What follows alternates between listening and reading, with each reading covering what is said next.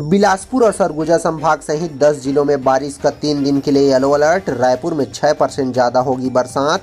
वहीं एनटीपीसी ने राखड़ डैम तोड़ा तो खेतों में घुस गया पानी, किसान हुए नाराज।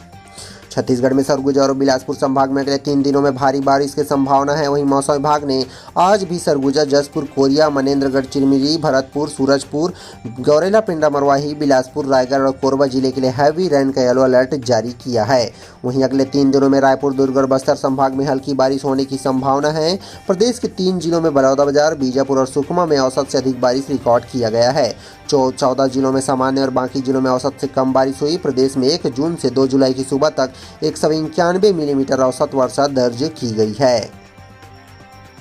छत्तीसगढ़ के कोरबा जिले में भी पिछले 4 दिनों से जोरदार बारिश हो रही थी, जिससे एनटीपीसी का धनरास राखड़ बांध लबालब भर गया। वहीं बांध फूटने की आशंका को देखते हुए एनटीपीसी ने खुद से ही बांध तोड़ दिया, जिससे पानी आसपास के खेतों को बर्बाद कर दिया। बताया जा रहा है कि डैम के आसपास के 40 एकड़ खेत में राखड़ वाले पानी बह गया। किसानों को भारी नुकसान उठाना पड़ रहा है। वहीं किसान परेशान हैं और ग्रामीणों में भारी आक्रोश है। वहीं बारिश से कई बस्तियों में पानी घुस गया। वहीं नाले उफान पर नजर आ रहे हैं। बारिश के कारण राखड़ डैम भर गया, जिसे तोड़ दिया गया, तो वहीं सब पानी खेत में जा घुसा। जांजगीर चांपा में युवाओं के लिए नौकरी का सुनहरा अवसर। 16 जुलाई को रोजगार मेले का आयोजन। 3146 पदों पर होगी भर्ती। छत्तीसगढ़ के जांजगीर चांपा जिले के युवाओं के लिए नौकरी का सुनहरा अवसर है। प्राइवेट सेक्टर की 17 कंपनियां 3146 पदों पर भर्ती करेगी। जिला रोजगार कार्यालय लाइवलीहुड कॉलेज में 16 जुलाई को रोजगार मेले का आयोजन किया जाएगा। जिला रोजगार अधिकारी ने बताया कि जिला प्रशासन, जांजगीर और रोजगार कार्यालय मिलकर 16 जुलाई को जांजगीर चांपा और शक्ति जिले के युवाओं के लिए रोजगार के लिए सुनहरा अवसर प्रदान कर रही है। जिले में 3146 पदों पर भर्ती होनी है। वहीं 17 कंपनियों से होगी ये सभी भर्तियां। युवाओं को अपने साथ लाना होगा मूल दस्तावेज। वहीं शक्ति और जांजगीर चांपा जिले के युवाओं के लिए रोजगार लेने के लिए अपने सभी मूल दस्तावेज लाने होंगे। वे 16 जुलाई को समय पर उपस्थित होकर इस अवसर का लाभ उठा सकते हैं। संसद में राहुल गांधी के बयान पर छत्तीसगढ़ में बवाल। डिप्टी सीएम ने हिंदू विरोधी बताया। वहीं जगदलपुर में फूंका गया पुतला। भूपेश बोले, बीजेपी को आईना दिखाया है राहुल गांधी ने। संसद में राहुल गांधी के बयान के बाद छत्तीसगढ़ में बवाल मच गया हुआ है। बीजेपी नेता जमकर प्रदर्शन कर रहे हैं। वहीं जगह जगह पुतला फूंका जा रहा है। वहीं बचाव में भूपेश बघेल का कहना है कि सदन में राहुल गांधी ने बीजेपी को आईना दिखाया कि हिंदू मतलब भाजपा नहीं है। दूसरी ओर छत्तीसगढ़ के डिप्टी सीएम अरूण साव ने कहा कि राहुल गांधी हिंदू विरोधी हैं। भाषण में न केवल हिंदुओं को हिंसक बताया, बल्कि हिंदुओं का घोर अपमान किया है। राहुल गांधी का नेता प्रतिपक्ष के रूप में पहला ही भाषण झूठ, निराशा और तथ्यहीन बातों से भरा हुआ था, ऐसा डिप्टी सीएम अरूण साव का कहना है। राहुल गांधी ने कहा कि किसानों ने कहा था कि 16 लाख करोड़ उद्योगपतियों का कर्जा माफ हो सकता है, तो हमारा भी थोड़ा सा कर दीजिए। किसान ने एमएसपी की मांग की, लेकिन मोदी ने नहीं कहा। आपने कहा कि आपको नहीं मिलेगी। वहीं अग्निवीर के बारे में भी राहुल गांधी ने कहा कि पूरा देश जानता है कि सेना की स्कीम है। सेना जानती है कि स्कीम सेना की नहीं है, पीएम का ब्रेन चाइल्ड है। हमारी छत्तीसगढ़ के पार्षदों को 65 करोड़ रुपए जारी। रायपुर, भिलाई, बिलासपुर निगमों को 2-2 करोड़ मिल गए। नगर पालिका और पंचायत को भी मिला है फंड। छत्तीसगढ़ में नगरीय निकाय चुनाव साल के आखिरी में होने वाले हैं। इससे पहले अब सोमवार को पार्षदों को फंड जारी किए गए। नगरीय प्रशासन मंत्री अरूण साव के विभाग ने प्रदेश के 166 नगरीय निकाय को 65 करोड़ 72,24,500 रुपए की पार्षद निधि आवंटित की है। राज्य के 14 नगर निगमों को 21 करोड़ 96 लाख रुपए का फंड मिला। वहीं 44 नगर पालिकाओं को 19 करोड़ 46,24,500 रुपए और 108 नगर पंचायतों को 24 करोड़ 30 लाख रुपए जारी किए गए हैं। चूंकि क्षतिपूर्ति मद की तहत ये राशि दी गई है। रायपुर, भिलाई और बिलासपुर नगर निगम को सबसे ज़्यादा पार्षद निधि जारी की गई। हर एक निगम को 2 करोड़ 10 लाख रुपए मिले हैं। वहीं बिरगांव, धमतरी, रिसाली, भिलाई, चरोदा और चिरमिरी नगर निगमों को प्रत्येक को 1-1 करोड़ 20 लाख रुपए दिए गए हैं। इसके अलावा जगदलपुर, रायगढ़ और अंबिकापुर नगर निगमों में प्रत्येक को 1 करोड़ 44 लाख रुपए का फंड मिला। विभाग ने दुर्ग नगर निगम को 1 करोड़ 80 लाख रुपए, राजनांदगांव को 1 करोड़ 53 लाख रुपए और कोरबा नगर निगम को 2 करोड़ 1 लाख रुपए की पार्षद निधि जारी की है। छत्तीसगढ़ में जोरदार बारिश से गिरा तापमान, बढ़ गई ठंड। वहीं आधे घंटे के बरसात से खुल गई निगम की पोल। गलियों और अंडरब्रिज में भर गया पानी। छत्तीसगढ़ के दुर्ग जिला में पिछले 2 दिन से शाम को कुछ देर के लिए तेज बारिश के बाद रुक रुक कर हल्की बारिश हो रही है। सोमवार शाम 5 बजे के करीब आधे घंटे तक तेज बारिश हुई थी, जिसके बाद लगातार रात तक रुक रुक कर रिमझिम बारिश होती रही।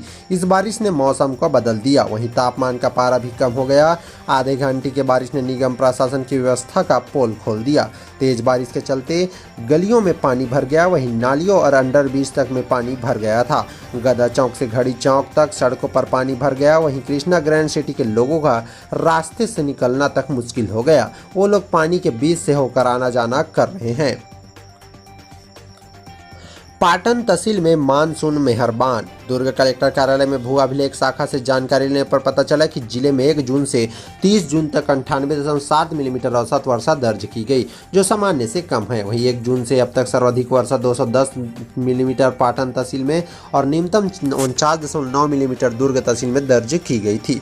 तहसील बोरी में 49.4 मिलीमीटर, तहसील धमधा में 56.3 मिलीमीटर, वहीं तहसील भिलाई में 3 से 71.2 मिलीमीटर बरसात दर्ज की गई है। जांजगीर चांपा में हड़ताल पर बैठ गए पटवारी। सस्पेंड किए गए पटवारी की बहाली की मांग, कहा साजिश के तहत की गई है कार्रवाई। छत्तीसगढ़ के जांजगीर चांपा जिले में जिला पटवारी संघ अनिश्चितकालीन हड़ताल पर बैठ गया है। संघ सारंगढ़ बिलाईगढ़ जिले के पटवारी उमेश पटेल की निलंबन की समाप्ति की मांग कर रहा है। वहीं पटवारियों का कहना है कि साजिश के तहत पटवारी पर कार्रवाई की गई है। पिछले दिनों सारंगढ़ बिलाईगढ़ जिले के पटवारी उमेश कुमार पटेल को जिला कलेक्टर ने निलंबित कर दिया। जिला पटवारी संघ के अध्यक्ष धर्मेंद्र यादव का कहना है कि उमेश कुमार पटेल पर डिजिटल हस्ताक्षर हटाने और बिना किसी सक्षम अधिकारी के परमिशन की खसरा में जानकारी सुधार करने मामले में कार्रवाई की गई है। पटवारी की आईडी से सीधे सुधार किए जाने की संभावना ही नहीं है। वहीं साजिश के तहत ये सभी कार्रवाई की गई है, जिसके लिए पटवारी हड़ताल पर बैठ गए हैं। छत्तीसगढ़ के राजधानी रायपुर में बांग्लादेशी अफीम जब्त। बड़े होटलों और क्लबों में सप्लाई करता था तस्कर। 3 किलो अफीम और 3 लाख कैश बरामद।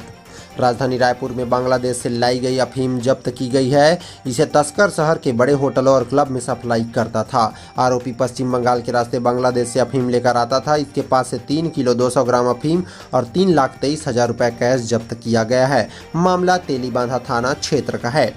दरअसल पुलिस को सूचना मिली थी कि श्यामनगर स्थित गुरु नानक चौक के पास एक युवक अफीम रखा हुआ है, जिसे वो बेचने की फिराक में घूम रहा है।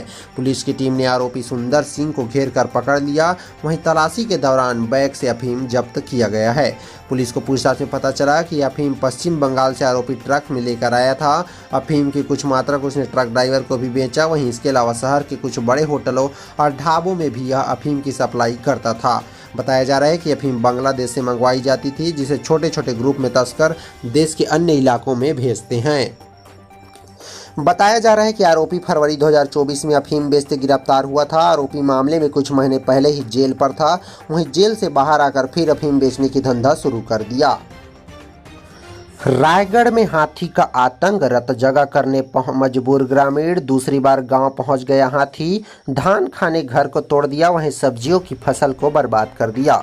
छत्तीसगढ़ के रायगढ़ जिले में हाथियों का आतंक जारी है। मंगलवार की सुबह 4 बजे जंगल से निकलकर एक हाथी जुनवानी गांव पहुंच गया। गांव जिला मुख्यालय से मात्र 12 किलोमीटर की दूरी पर स्थित है। हाथी दूसरी बार गांव में पहुंचा हुआ था। हाथी घर को दूसरी बार तोड़कर वहां रखे 2 बोरी धान को खा गया। इसकी जानकारी वन अमले और ग्रामीणों को लगी तो उसे खदेड़ने का प्रयास किया गया, जिसके बाद हाथी सुबह करीब 5 बजे वापस जंगल की ओर लौट गया। 2 दिन पहले भी मकान को तोड़ा था इसी हाथी ने। बताया जा रहा है कि हाथी ने पंचराम खलखो के कच्चे मकान को 2 दिन पहले भी तोड़ा था, लेकिन उस समय वहां रखे धान को नहीं खा सका था। मंगलवार सुबह पहुंचकर हाथी घर के एक हिस्से को तोड़ा और 2 बोरी धान को खा गया। ग्रामीण बता रहे हैं कि घर का सामान व फसल भी हुआ नुकसान। वहीं रात को जागने के लिए ग्रामीण हो गए मजबूर। नुकसान का आकलन कर रहे हैं रक्षक पालू साहू ने बताया कि हाथी पहले जब पंचराम के घर को तोड़ा तो वहां रखे धान को नहीं खा सका था, जिसके बाद फिर से दोबारा हाथी आया और फिर से खा गया।